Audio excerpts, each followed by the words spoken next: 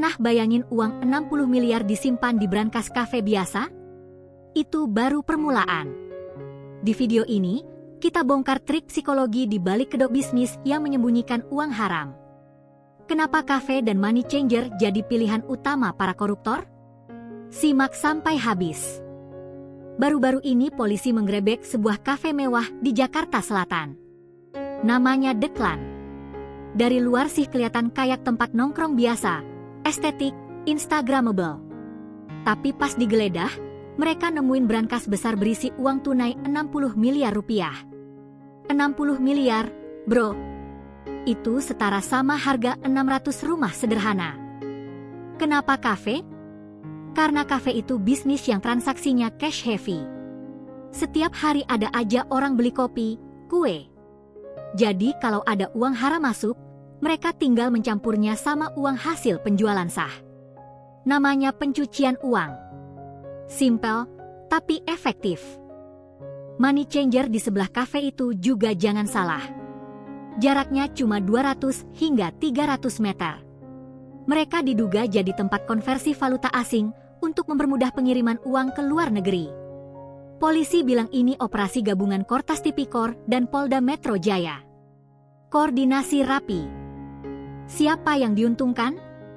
Pasti orang-orang yang terlibat dalam kasus korupsi besar, pengadaan batu bara, Asabri, Jiwasraya, dan utang PT CBS ke PT KNI. Mereka butuh tempat untuk membersihkan uang hasil curian. Kafe dan money changer ini jadi alat mereka. Mereka pikir dengan tempat kelas atas gak bakal dicurigai. Tapi ini bukan cuma satu kasus. Banyak kasus korupsi besar di Indonesia sering melibatkan usaha kecil menengah sebagai kedok. Kenapa?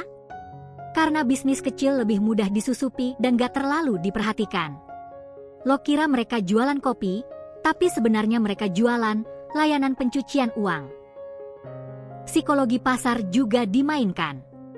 Kenapa mereka pilih kafe estetik?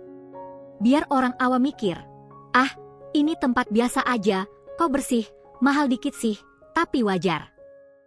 Padahal interior mewah itu sengaja dibuat untuk mengalihkan perhatian dari aktivitas ilegal. Mata kita lebih fokus ke desain daripada ke transaksi mencurigakan. Mekanismenya sederhana, uang haram dari korupsi masuk ke rekening kafe sebagai modal usaha.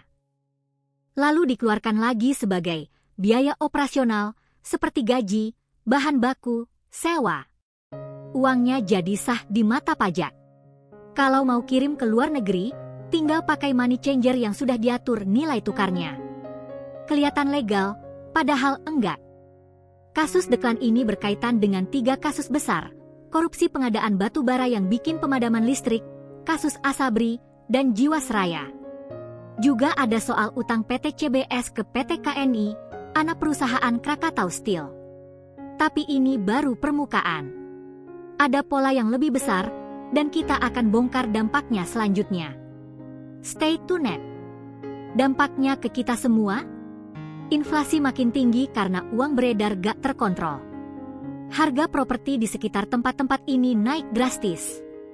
Dan yang paling parah, kepercayaan kita ke institusi pemerintah makin luntur. Setiap kali ada skandal, kita yang bayar pajak merasa dibohongi. Belum lagi, bisnis legal yang jujur jadi susah bersaing. Mereka bayar pajak beneran, ngikut aturan.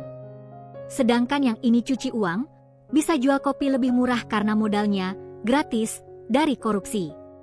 Ekonomi jadi timpang. Lo sebagai konsumen gak sadar lagi jadi pion. Apa yang sengaja disembunyikan? Nominal uang sebenarnya mungkin lebih besar.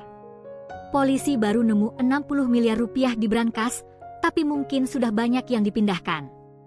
Money changer bisa kirim uang pecahan kecil ke luar negeri tanpa terdeteksi. Dan mereka punya jejaring yang rapi, dari pejabat, pengusaha, sampai kurir. Lo bisa apa? Pertama, waspada sama tempat usaha yang transaksinya gak wajar. Misalnya, kafe yang sepi tapi omsetnya gede banget. Kedua, laporkan kalau ada indikasi pencucian uang ke PPATK. Ketiga, dukung penegakan hukum yang transparan. Polisi udah mulai gerak, seperti razia ini, tapi kita juga harus peduli. Untuk diri sendiri, jangan gampang tergiur investasi atau bisnis yang janji untung besar tanpa jelas. Seringkali itu kedok untuk money laundering.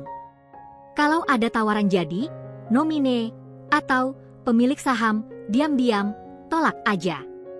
Lo bisa kena jerat pidana tanpa sadar. Fakta paling gila, uang 60 miliar rupiah yang ditemukan itu, kalau dipecah jadi pecahan 100 ribu rupiah, beratnya sekitar 60 kilogram. Bisa ditaruh di koper besar.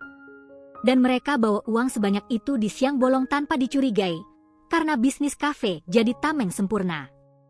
Gila gak? Sekarang, setiap kali lo lihat kafe estetik dengan harga mahal, atau money changer di gang sempit, lo gak bisa lagi lihat sama.